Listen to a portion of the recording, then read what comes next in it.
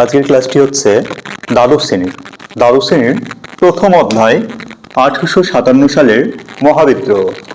এবার যে কোনো অধ্যায়ে কি রয়েছে ওর ধারণা কিন্তু অধ্যায়ের নাম থেকেই পাওয়া যায়। তাহলে আমরা অধ্যায়টার নামটাকে বিশ্লেষণ করে নিই, তবে কিন্তু অনেকটা ধারণা আমাদের স্পষ্ট হবে যে এই অধ্যায়ে আলোচনা কি হতে চলেছে। দেখো 1857 সালের মহাবিদ্রোহ, তাহলে 1857 সাল মানে 1857 সালে হয়েছিল বিদ্রোহ। এবার মহাবিদ্রোহ কেন? দেখো বিদ্রোহ কি জিনিস আগে এটা ভেঙে নিই। মহাবিদ্রোহ, তো বিদ্রোহ কি? বিদ্রোহ কি? যখন কোনো একটা জনগোষ্ঠী প্রচলিত ব্যবস্থাটার বিরুদ্ধে গর্জে উঠছে, সেই ব্যবস্থাটাকে ভাঙার জন্য, সেটা হচ্ছে কি বিদ্রোহ। ক্লিয়ার?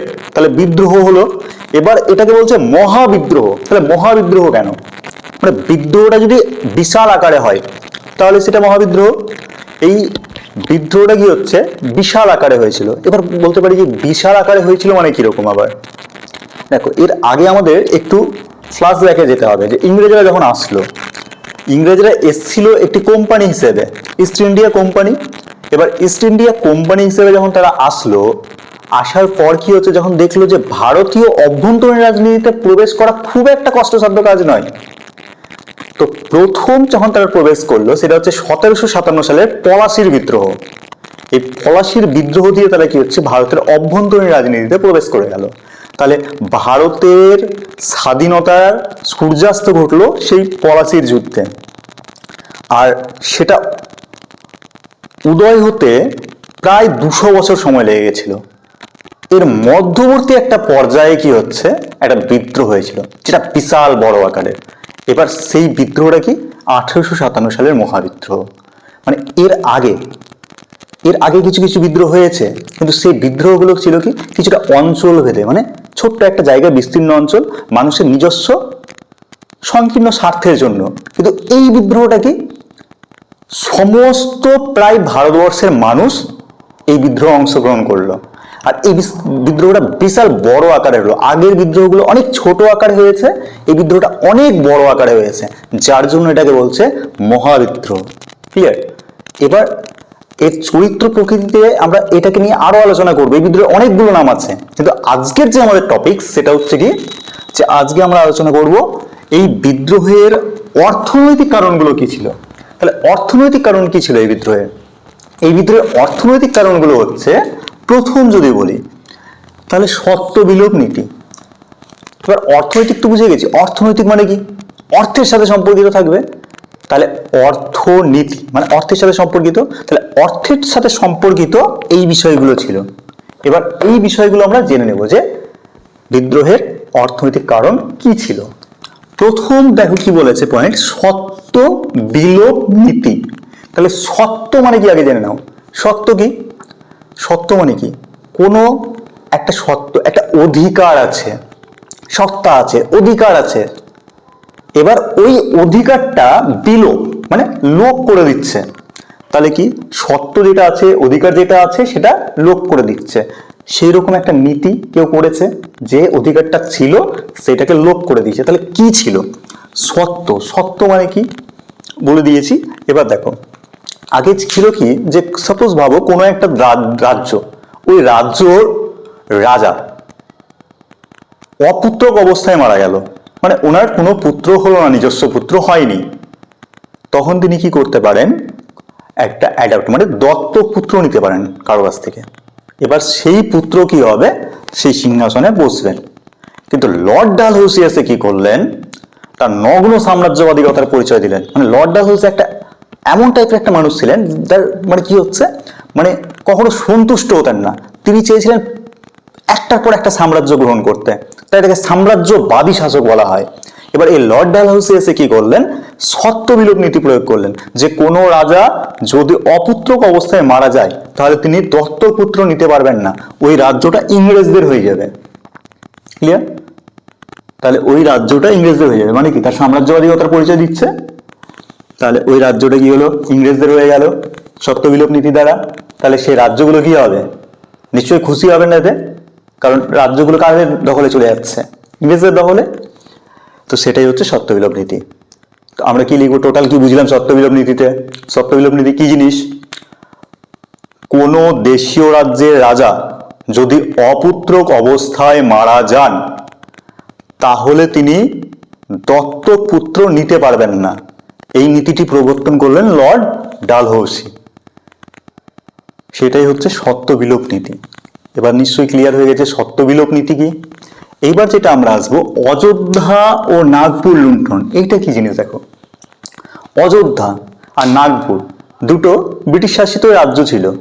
এবার পরোক্ষভাবে ব্রিটিশরাই শাসন করছে, কিন্তু এখানে এই অযোধ্যা আর নাগপুর এই দুটো রাজ্য কি করলো, ব্রিটিশরা হামলা চালালো আর এই দুটো জায়গা দখল করে নিল। আর দখল করে নেওয়া মানে কেমন হলো, যে এদের যে রাজ্য ছিল বা রাজবাড়ি ছিল সেইখানকার যাবতীয় হাতি, অলংকার, স্বর্ণ, বিভিন্ন জিনিস যা ছিল সবকিছু কি হচ্ছে, লুণ্ঠন করে তারা নিয়ে চলে গেল।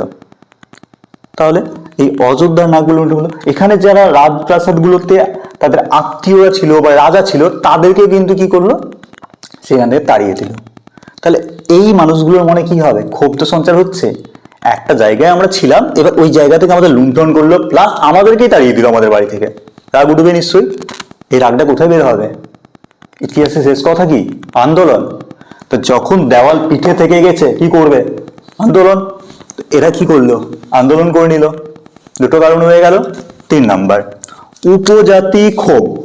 উপজাতি, দেখো উপজাতি ক্ষোভটা কি ছিল, ব্রিটিশরা যখন এদেশে আসলো প্রথমে কিন্তু তারা রাজ্য দখল করছে। এবার রাজ্য দখল করতে করতে করতে ওরা তো সন্তুষ্ট কখনো হয় না। ওরা দেখলো এদেশের অরণ্য অঞ্চলগুলো কিন্তু খুব আমাদের অর্থ যোগান দিতে পারে, আর তাদের কিন্তু সেই সময় অর্থের চাহিদা প্রচুর, অর্থ চাই, প্রচুর অর্থ চাই। এইবার ওরা কি করলো, এই যে কার্ডগুলো অরণ্যর, এগুলোতে ঔপনিবেশিক অরণ্য আইন পাস করে দিল। মানে এবার থেকে এই অরণ্য অঞ্চলগুলোতে থাকতো কারা, এরা উপজাতিরা। অরণ্য আইন পাস করার ফলে এরা কিন্তু সেই জিনিসটা আর পাচ্ছে না, কারণ এদের জীবিকা ছিল কি, অরণ্যাঞ্চলের থেকে সেখানকার বন বা বনজ সম্পদ বিভিন্ন কিছু বিক্রয় করে জীবিকা নির্বাহ করত। এবার ইংরেজরা এসে এদের সেই জীবিকাতে কি করেছে, লাথি মেরেছে। এরা কি বসে থাকবে? মানুষের সব থেকে বড় সংগ্রাম কি, নিজের জীবনকে রক্ষা করা, জীবিকার তাগিদে সবাই বেঁচে থাকে। এবার জীবিকাকে যে লাঠি মেরেছে। এছাড়াও কি হচ্ছে, এদের যে নিজস্ব একটা সংস্কৃতি, উপজাতিরা কি করে, ওরা কিন্তু সবসময় খুশি থাকতে চায়, খুশিকে ওরা বেশি প্রাধান্য দেয়। ওদের কাছে প্রসপারিটি মানে, ওদের কাছে ঐশ্বর্য মানে সম্পদ না, ওদের কাছে ঐশ্বর্য মানে কি, খুশি। এবার ওরা নিজেদের মতো করে থাকতে ভালোবাসে। কিন্তু ইংরেজ সরকার এসে কি করলো, এদের সে নিজস্ব যে থাকাটা, নিজস্ব সংস্কৃতি, ওটাই কেড়ে নিল। নিশ্চয়ই ক্ষোভ সঞ্চার হবে, আর সেই ক্ষোভটাই উগড়ে দিল এই বিদ্রোহে। ক্লিয়ার? 4 নাম্বার, ব্রিটিশ আশ্রিত রাজ্য। এবার দেখো এই ব্রিটিশ আশ্রিত রাজ্য মানে, ব্রিটিশ আশ্রিত মানে কি, আশ্রিত মানে কি, যে আশ্রয় দিয়েছে। এবার একটা জিনিস দেখো, ব্রিটিশরা অন্য দেশ থেকে এসছে আর ওরাই আবার একটা রাজ্য, আমাদের দেশের রাজ্যকে আশ্রয় দিয়েছে। সাপোজ ভাবো তোমার বাড়িতে কেউ এসেছে, এসে বাড়ি দখল করেছে, তোমাকে আশ্রয় দিয়েছে, কিরকম ব্যাপার হয়? তো ব্রিটিশরা আসলো, এসে কি করছে, আশ্রিত রাজ্য মানে কিছু কিছু রাজ্যকে রেখে দিল, যারা কি করবে, ব্রিটিশদের তত্ত্বাবধানে চলবে। তো এইরকম ব্রিটিশ আশ্রিত রাজ্য একটা ছিল ত্রিবাঙ্কুর। এই ত্রিবাঙ্কুরের কি করলো, মানে ওখানকার যে সেনা ছিল, মানে ওটা তো নিজস্ব রাজ্য, ওটা নিজে পরিচালনা করতে পারে, কিন্তু ব্রিটিশরা দখল করে কি করলো, ওটাকে রেখে দিল।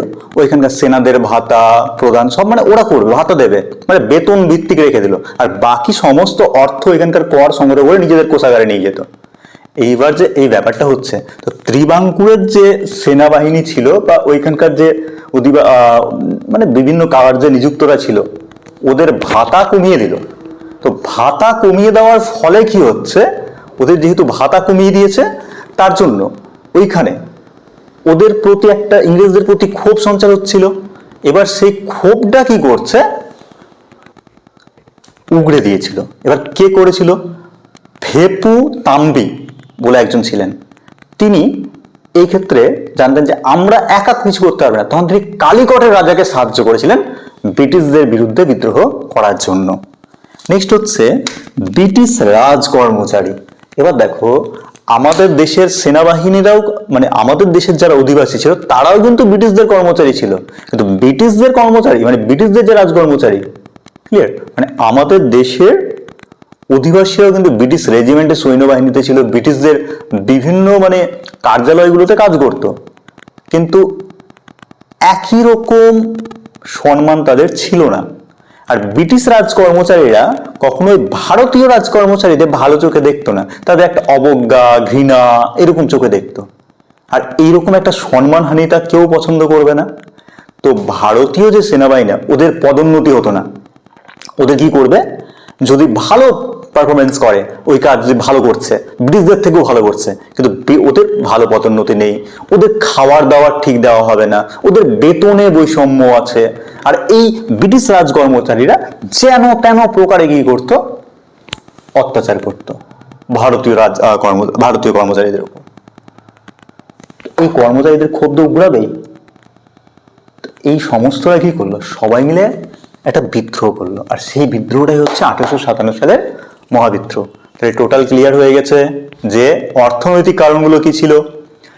আমি ক্লাসটার আরেকটা রিভিউ দিয়ে দিচ্ছি, এটা যদি কাউকে নোট লাগে, নোট আমার কাছে রয়েছে, আমি হোয়াটসঅ্যাপ নাম্বার প্রেফার করব, সেই হোয়াটসঅ্যাপ নাম্বারে অবশ্যই নিয়ে নিও নোট। একবার প্রেফার করছি নোটগুলো কিভাবে লিখবে, ঠিক আছে, পুরো রিভিউ দিচ্ছি ক্লাসটা যে কি হলো ক্লাসটা।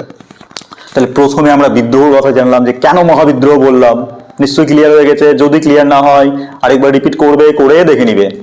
এইবার হচ্ছে এটা রিভিউ দিব যে অর্থনৈতিক কারণগুলো কি কি ছিল। সত্ত্ব বিলোপ নীতি, কি পড়লাম সত্ত্ব বিলোপ নীতিতে, যে কোনো দেশীয় রাজ্য যদি অপুত্রক অবস্থায় মারা যান তিনি দত্তপুত্র নিতে পারবেন না। এই নীতিটি প্রয়োগ করলেন কে, লর্ড ডালহৌসি। এইটাই সত্ত্ব বিলোপ নীতি নামে পরিচিত। আর এই নীতির দ্বারাই তারা কি করলো, নাগপুর ঝাঁসি এই জায়গাগুলো দখল করে নিয়েছিল। তাহলে এটা একটা সাম্রাজ্যবাদী কথার পরিচয়ক বা সাম্রাজ্যবাদী নীতি, এটা বলতে পারি সত্ত্ব বিলোপ নীতিকে। 2 নম্বর হলো কি, অযোধ্যা নাগবরের প্রাসাদ লুণ্ঠন করলো, আত্মীয়দের সেখান থেকে তাড়িয়ে দিল, সেই রাজপ্রাসাদে মানে রাজ্যের যারা রাজার আত্মীয় ছিল তাদের তাড়িয়ে দিল। এমনকি এখানে দ্বিতীয় বাহাদুর শাহ যে ছিল তাকেও তাড়িয়ে দেওয়া হয়েছিল। 3 নাম্বার, এতদিন যারা স্বেচ্ছায় থাকতো, খুশিতে থাকতো, নিজেদের মতো থাকতো, সেই উপজাতিদেরকে কি করলো, ব্রিটিশরা আসলো, ঔপনিবেশিক অরণ্যায়ন কাজ করলো, এদের নিজস্বতা সংস্কৃতি সমস্ত কিছু এদের কাছ থেকে কেড়ে নিল। 4 নাম্বার, ব্রিটিশরা আমাদের দেশে এসে আমাদের দেশের রাজ্যকে আশ্রিত রাজ্য হিসেবে পরিণত করলো। যেমন একটা রাজ্য হচ্ছে ত্রিবাঙ্কুর, সেই ত্রিবাঙ্কুরের সেনাদের বেতন কমিয়ে দিল, আর বেতন কমিয়ে দেওয়ার ফলে কি হলো, ওরা বিদ্রোহ ঘোষণা করলো। ক্লিয়ার। 4 নাম্বার, ব্রিটিশ রাজকর্মচারী, আমাদের দেশের অধিবাসীরাও কর্মচারী ছিল, কিন্তু ব্রিটিশ কর্মচারীদের একটা আলাদা পদোন্নতি থাকতো, ওদের আলাদা সম্মান, আমাদের দেশের নাগরিকদের সেই পদোন্নতি সম্মান ছিল না। আর এই রাজকর্মচারীরা সবসময় আমাদের উপর মানে আমাদের দেশের যারা কর্মচারী ছিল বিভিন্ন হীনতার চোখে, অবজ্ঞার চোখে, ঘৃণার চোখে দেখত, যার জন্য কি হচ্ছে এই বিদ্রোহটা এরা করলো। এটা একটা কারণ শুধু পেলাম যে অর্থনৈতিক কারণ কি ছিল। এরপরে কিন্তু আরো কয়েকটা কারণ আছে, আমরা পার্ট পার্ট করে একটা একটা করে ক্লাস সেগুলো দেবো। খুব বেশি বড় যেন না হয় ভিডিও, সেদিকে নজর রাখা হচ্ছে। তবু যতটা পারা হচ্ছে খুব অল্প সময়ের মধ্যে বিশাল একটা কিছু দেওয়ার চেষ্টা করছি। আশা করছি ভালো লাগবে। পরবর্তী ভিডিওগুলোর সাথে যুক্ত থাকার জন্য সাবস্ক্রাইব করে থেকে যাবে।